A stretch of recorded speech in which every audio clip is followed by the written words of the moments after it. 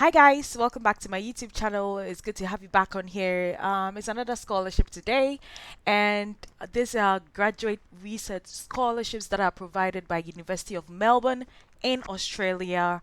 And today we are going to delve right into how to apply it step by step. You do not have to use any agent. You can do all the application process yourself.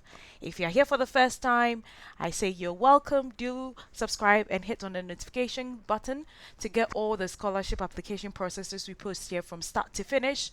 And if you've been here with us for a very long time, you are the real MVP. Now, this particular scholarship is saying that is giving high achieving student who are undertaking graduate research at University of Melbourne. Now, not just people who are taking already taking graduate research at University of Melbourne, but people who are new students as well. But with this particular scholarship, no application is required, so you'll be automatically considered for this award. So that means that you would have to gain admission in University of Melbourne in a particular course before you be subjected to this particular scholarship. Now, it's applicable to all areas. Now, the scholarship is ranging from 100% tuition free to up to about $110,000, and it's going to cover stipends and all. We'll go right into that. Now, it's covering all areas, and so Australian, domestic, and international student are eligible to apply. Now, the most exciting thing is the number of scholarships that are awarded. Now, this is 600 placements for all, and I think that there's space for everyone if you really put in a good application. So, what are you waiting for? Let's get right into the nitty-gritties of this graduate research scholarship provided by University of Melbourne in Australia. So now, what is the eligibility criterion for this scholarship? Now, it's saying that you have applied for and met the entry requirements for a graduate research degree at the University of Melbourne, or you're currently enrolled in the graduate research degree at University of Melbourne. That's, you've already applied and you have an admission, but you're looking for funding. Now, the selection criteria will be offered to people who have already gotten admissions to masters by research or a doctoral degree at University of Melbourne, and you receive this research training program scholarship, which is a fee offset. Now, it's saying that it will provide your stipend as well as your tuition fee, and it will be awarded to both domestic and international student based on merit. Now, what is this based on merit? It's saying that all eligible applicants should be scored and ranked according to the academic achievements of their last completed degree or and their research potential in that particular field. So, typical example, you're applying for materials engineering. I can talk about that. Since I have a pre-existing degree, which is a master's in that, I'm actually of a much higher academic merit as compared to somebody who is coming as a BSc in materials, and that's the fact. You can take away that, but obviously they are saying that if you have a relevant professional experience, referred publication, specialist medical complications, composition of original stuff will be taken into consideration. Now, so with the example I used, if you're actually an undergraduate student, an undergraduate student, and you have relevant professional experience as compared to me, who is a master's student and has no professional experience, definitely you have a much higher merit than me. It's all be based on what the school is requiring or is looking out for. So you still have a good chance. It shouldn't deter you for the scholarship. Now, for conditions to the scholarship, I recommend that you read through this. We're not going to go through that, so that will make this video as short as possible. So, how is the application process like? So, it's saying that if you're a new student, you should have applied for a graduate research course. We'll go into that in a particular field, irrespective. So, if you go there, you see the number of research courses that are available by the application closing date. Now, all the application courses or research courses have got their own application date. So, you'll be automatically considered for the graduate research scholarship, and you will receive a notification within 7 days of having submitted your course application. Now, if you have already been accepted for that and you've deferred because you didn't have a scholarship, you'll be considered for it. So apply using this particular online application form by 31st of October, and you'll be considered for the scholarship the following year. Good. Like, they're giving all options. Now, I said that if you're already enrolled in it and you do not have a scholarship, you can use this particular application form by the 31st of October, and you will be considered for this scholarship within 7 days of having applied for the scholarship. Now, someone will ask that what are the benefits for this scholarship? Is it really worth it? Will it really help? Now, he's saying that there's going to be a fuel fee offset for your 2 years for student undertaking a master's by research degree, and the 4 years for student undertaking a doctoral degree. Now, there'll be a living allowance of $31,200 per year, for up to 2 years for those taking masters by research, and for those taking PhD is 3.5, and that's how it is everywhere. I'm actually in the UK, and yeah, my funding even runs just to 3 years. So if they're giving you 3.5 years, it's good for you. I think it's a great scholarship. Now, the living allowance will include your limited pay, sick pay, maternity and parenting leave. This is amazing. Now, there'll be a relocation grant of $2,000 for student moving from the state or other territories, and $3,000 for student moving from outside of Australia. This is great. You need to claim it if you get this scholarship. Now, there's going to be an overseas student health cover, single membership for international students who require a student visa. So they are going to pay for your visa for you as well. So I think this is an amazing scholarship. Now let's go into an application. So I'm going to use a particular course to go through the application process to show you how easy it could be, so that you can jump right into it. So if you're a new student, you come straight down. So from the link in the description box, you come straight down here to application process here. Then you can click on this link here like this. So it will bring you here to like the graduate research platform. There's application for domestic applicants, and there's application for international applications. If you're an international person, obviously you choose this particular link here. Okay, so here it brings you to this page where you've got the entry requirements, the applications, offers and enrollments. Some of the courses have got for you to pay application fees, so you would have to pay for that. And I think reading into it, they said they were going to reimburse you for that particular application if you get the scholarship. So you quickly go to applications, but you can read on all the tabs because it's very important.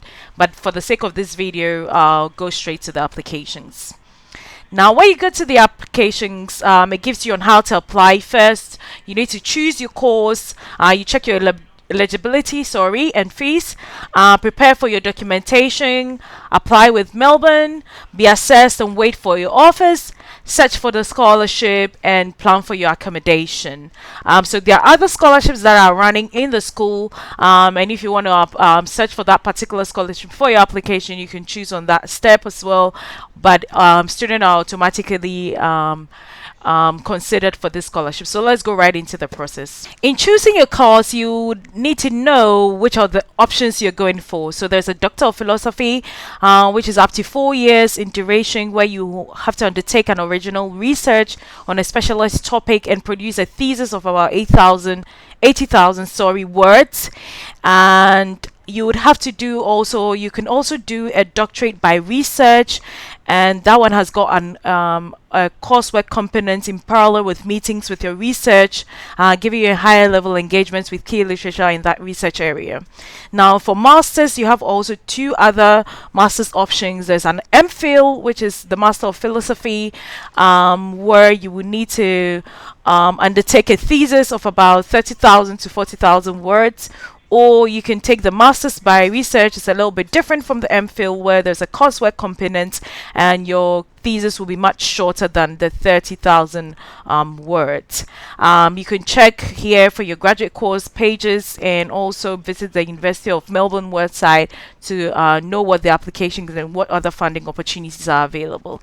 Now, to check your eligibility, is saying that you will need a minimum eligibility to be able to apply for the graduate research course. You need some documents as well. We'll go into that, and some English language requirement. and student visa conditions by the Department of the Home Affairs. If you're a student abroad, you can also study for less than a year. You can apply as an exchange or a study abroad student, which I think is very great. It's just like an internship, isn't it? So I think it's great. So for fees, it's saying that if you're eligible, you'll be automatically considered for the graduate research scholarship that provide living allowances, tuition free, and these are, as I said, is giving 300 of these scholarships to international graduate researchers each year. Um, if you're unsuccessful, you will still be considered as a full paying student. So if you have that money to be able to go through that, that's really up to your account. Yeah, so tuition fees will be based on the course, and so you don't need to really worry about that. It's a fully funded, so if you're given the scholarship, trust me, it's going to take care of all things, which is your tuition and your cost of living. All what you have to do is to learn. Now you will need to prepare some documentations, and what it's saying is that it needs your academic transcripts and a CV with your application. Now in the description box, I'm going to put how to go about writing your academic transcript and your CV in the description box, so it can help you. Well, other courses also would ask for a research proposal, a portfolio of your works, either a GRE or a GMAT score, depending on what course you're applying for. And so you will need to provide a verified digital copies of all your academic documents. Usually I'll say that if you have it, make it in a colored scanned copy and attach it. Now, yeah, your transcripts as well. You need your transcripts from your school. Get those things ready, and it should be an official page one on your school letterhead. Now, this is also very important because this is one of the most difficult aspects, I would say, is having to choose your referees. Now, I say in almost all my videos that these referees can make and or make your application process. So you will need to follow them right through and through this application. So they will need a name and contact details of 2 referees. Now, you will need that as soon as possible. So I'll say that start chasing them now. You will need someone who has been in the field for more than 5 years, and also they should be professional referees. So if you're applying for a course in this particular field, the person should be in that particular field as a professional reference. And so they're also saying that if you've got publication, is a +1 for you guys. So this publication is not just in any other newspaper or something. It should be in journals, academic journals. So these academic journals have got what we call DOIs. So it should be a particular journal article, either a book chapter, some books, or some reference conference papers, not things that you have written on blogs or something like that. Well, if you're applying to Melbourne Conservatory of Music and Victorian College of Arts, you will need to provide some creative works that you have done, and that would also give you leeway. Now, you will need to apply with Melbourne. Like I said, if you apply with Melbourne, you will be automatically considered for this particular scholarship if you're a strong candidate. Now, it provides how to apply. If you're a new student, you can apply online here. We'll go into that details later on. Probably I'll post it in a different video just to make this video short as an information session, which is going to help you. Now, your results, you're going to have your results for them. They're saying that they are going to process your application as early as 7 days, but some courses might take 8 to 12 weeks for the decision to be made. So yeah, whilst you're waiting for it, I always say don't cast your eggs into one basket. Do other application processes, and it's going to help you. So they're saying also that there are other scholarships you can apply for. There are other grants and bursaries, so you can search for this in the funding options and see what you want to go to buttress your point. Now, the final step is that if you're moving to Melbourne for your studies, there are a range of student accommodation you can choose from. There's residential colleges, student apartments, shared houses, homestay, hostels, and temporary accommodations. Now, you can find more in the accommodation section, but usually the plan route I use is to search for students who are already in the alumni community, and send them an email to help you to make informed decisions, because they have been there, they know the situations around there, so they can inform you better on your application process. So this was just an information session, like I said, on this particular scholarship. So do find me using a particular course to go through the application through and through for you. In the description box below, it will also come as a suggested link after this video, so do stay right into it.